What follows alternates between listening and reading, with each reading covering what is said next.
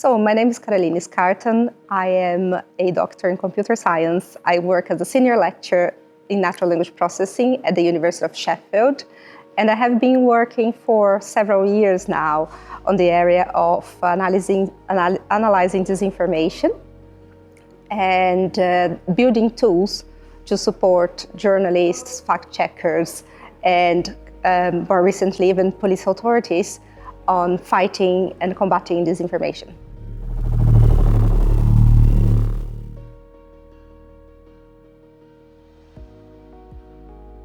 So part of our work is into developing tools that can automate the detection of disinformation, but not only just saying whether something is true or false, but giving the fact checkers or other stakeholders some clues or some other characteristics of the text, in our case, that makes disinformation. So, for example, one of our tools is to analyze what other people are saying about an online post.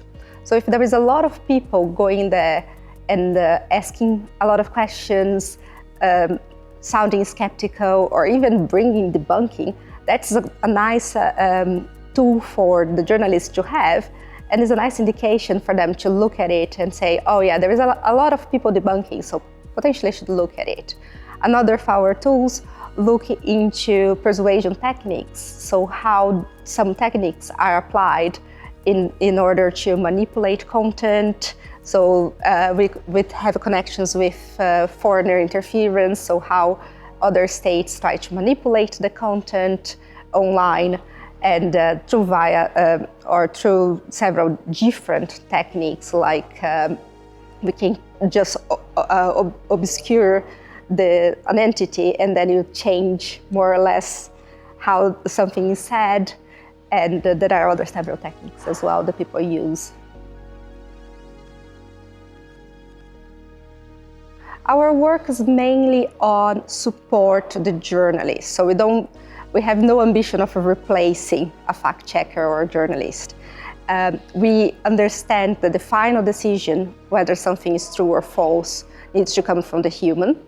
And although there is an active research line on automatic fact-checking, that's not what we have been doing on our project. So our projects are usually in partnership with fact-checkers, and then they bring us the use cases, and then we go, right, what is the kind of tool that we actually need? So another example of tool is one that classify text into narratives. So it could be narratives about elections, so narratives about immigration, people that are against immigration or pro-immigration, and how this can be framed on the election context. And just by classifying, by providing these classes to the journalists, can help them prioritize what to debunk, because they can monitor what people were talking about online, what is most important for people on a certain time of the election. This field of research is growing, although we are probably reaching a plateau at the moment. There was a lot of research done since 2016, but now with a shift in focus from funders as well, there is much less research on this area. There is also the fact that a lot of research came from money that was invested from social media platforms and so on, and they stopped financing this kind of research. They stopped financing the fact checkers as well. So we are seeing this kind of changes. Also, with the advent of large language models, people are mixing this kind of research on disinformation with also how trustworthy these models are. So there is an active area now into detecting whether machine-generated content can be disinformation, and what's the likelihood or what's the capabilities of large language models to also generate disinformation. This is the kind of, let's say, this is the current direction that the research is going. So generative AI or large language models, they are basically some kind of disruptive technology. So we see this from time to time in the history of humanity. When a disruptive technology comes, a lot of things change. So there is no question that we can do a lot with those techniques. They came and they are here to stay. However, if used, let's say if misused, they can cause harms. And one of the potentials that fact checkers have already identified and have already been talking about since 2022, and when the first large language model appeared, is that malicious users can use large language models to generate content, not necessarily good content, like a high quality content, but just a lot of content. And that can flood the online space. And you can have like a flood of information that is just misleading, that, just to confuse people, really. So the LLMs have this kind of potential to generate misleading information. That can be for different reasons. So one of the inherent problems is what we call, in technical terms, LLM hallucination. So it's when you prompt the model to generate a type of text, and then it ended up adding things, adding facts, adding content. And that's part of one of the, let's say, limitations of the model. The other kind of misuse that is the most dangerous is when a malicious user prompts the LLM to generate a specific kind of misleading content.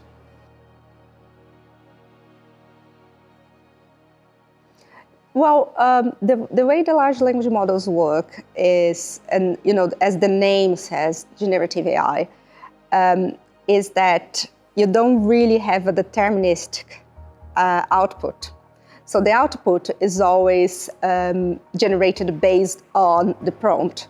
So let's say if I prompt the model to generate a text about Dr. Carolina Scarton at the University of Sheffield, it will generate a text probably taking some aspects about my own profile.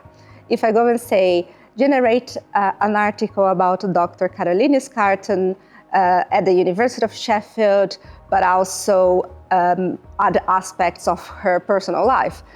You see, just change it a little bit, but then now it may come a completely different text.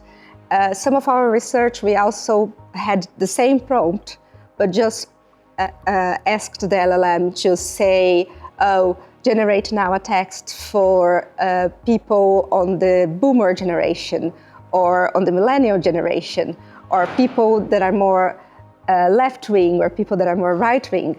And we saw that the text is actually the model is actually quite adaptable to generate different types of text. I believe that in order to solve the problem of LLM's hallucinations or misuse, one needs to do a multifaceted solution. It's not something that you can solve or expect that developers of LLMs are going to solve for you. Developers of most used LLMs nowadays are companies. They're business. They have their own kind of agenda. So you need to have some kind of literacy of citizens on how to use those tools. They are very powerful, they are very good, they definitely are there to help people to be better, but there are risks. So people need to understand which are the risks in order to use the tool appropriately. Of course, there needs to be also a pressure from, I don't know whether it's regulation or not, but there needs to be a pressure over those companies to actually produce models that are more reliable, but that's not enough. Because of how the models work, there is always going to be a risk either of hallucination or misuse. So we need to educate the people on how to use not only LLMs, but AI in general.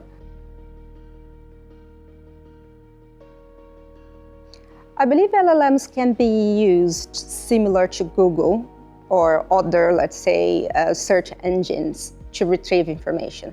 Nowadays, if you prompt an LLM and ask for sources, it can return the sources which were used to create the answer, right?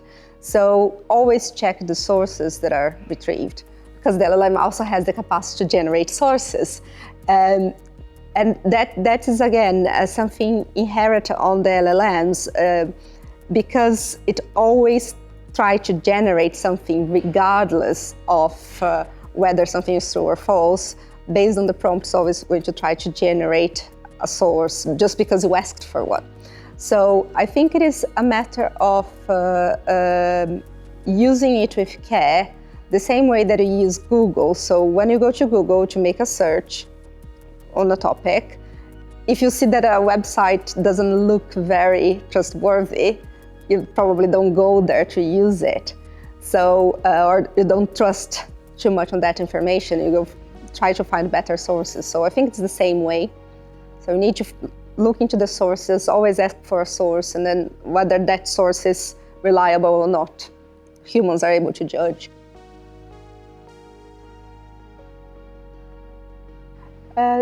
One risk of generative AI and any AI tool is what we call personalization and over-personalization. So people can start using a specific AI system or AI tool, and that system, in order to improve its outputs for that specific person, may ended up creating a bubble on which content that person wants to see. So we saw that quite a lot with the algorithm of social media, and we know that that still happens. So all the concept of echo chambers and being potentialized by the algorithm. This can happen with things like large language models as well. So, and actually is already more or less happening. So one technology, or let's say method, that is now part of most of large language models is called chain of thought. That is basically, you can have like a conversation with the model and guide what the model is generating. So, for example, I was playing with Gemini recently, and I prompted to generate an image of an umbrella, and then it came with an image completely unrelated, and I said, oh, this is wrong. And then it came and said, oh yeah, it is wrong, so here is the correct one. And then you can continue on that kind of fine-tuning the kind of content you want to see. So that can be a problem.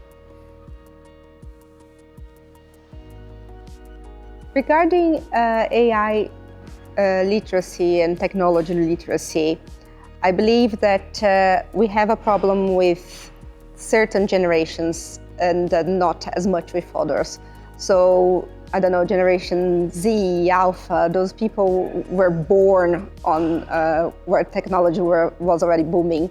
So I can see that they are, or at least the ones that I know, they seem to be more aware of issues or problems and so on, while older generations are a bit less literate and tend to accept some of the narratives and accept some of the false or misleading things that appear online or that are generated by a large language model as truth. And that's something like may come from psychological studies, I don't know, but maybe because people used to believe what was written, right? And what appears in front of them on a screen on a computer might be true, or even on their phones nowadays, it might be true. So it's like this perceived belief that needs to change. And I think, personally, the best way to improve literacy is always by educating the young kids. Because the same with like using seat belts or don't smoke. When we educate the kids, they bring that to their homes and ended up, passing on to their parents, because educating adults is a bit more complicated, I think. I believe there is an age factor on whether people are more prone to believe in disinformation or not. And it's not only disinformation, but it's also, if you look into statistics about cybercrimes, that usually start with a piece of disinformation, we are going to see that people over 40 are more likely to fall than younger people. So there is definitely a factor there that is related to age. And I think it is because of those kind of barriers. So a generation that wasn't born with technology and didn't grow up with technology suddenly is with tools that look so realistic. And, usually use language and images that affect their emotions. So it's difficult to deal with. It's difficult not to believe.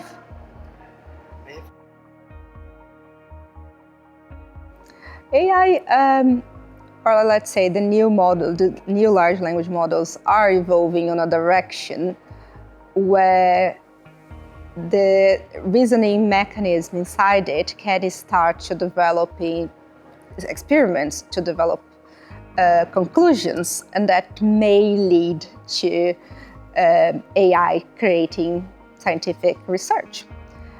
We saw that already in the news, some people claiming that papers accepted in major conferences were actually generated by AI, and that those papers were retracted eventually.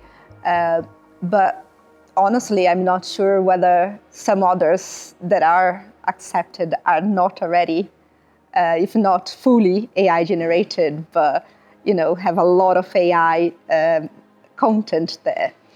I think the problem we have with research, mainly research in the area of computer science, AI, and natural language processing in general, is that we had, even before large language models, we already had this problem. So there is a massive amount of people submitting papers, and the quality of the papers are not as high anymore. So it's more about quantity. It's more about the pressures that the scientists have to publish to continue relevant.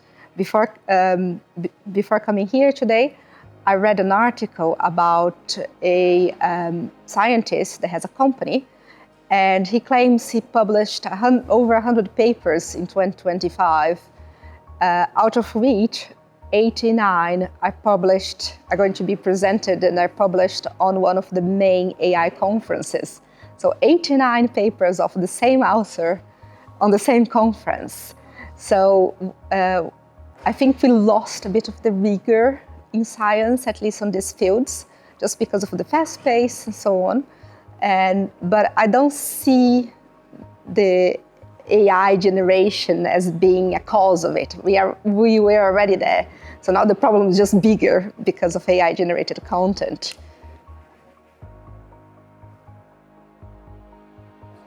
I believe AI is a tool and should be treated, or let's say systems, AI systems are tools and they need to be treated as such.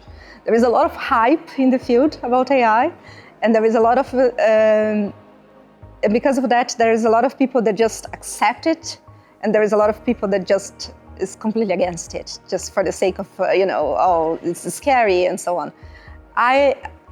Personally, I believe we need to embrace it, and we need to deal with the problems as they come, as a society. This is a kind of a tool that is not going to go away. It doesn't matter what people say. Oh, we need to break the put a break on the development or so on. It's not going to happen. People are still going to develop. It's active research. It's active product. It's money, and so it's a bit more complex, and it's, people are using it for several good things. There is major impact. There are major impacts on positive impacts on health, positive impacts on how people communicate with others, and how they can translate things really fast. So I'm optimistic on the field. I believe there is a lot of good, and we need to mitigate and deal with the bad as and when it comes.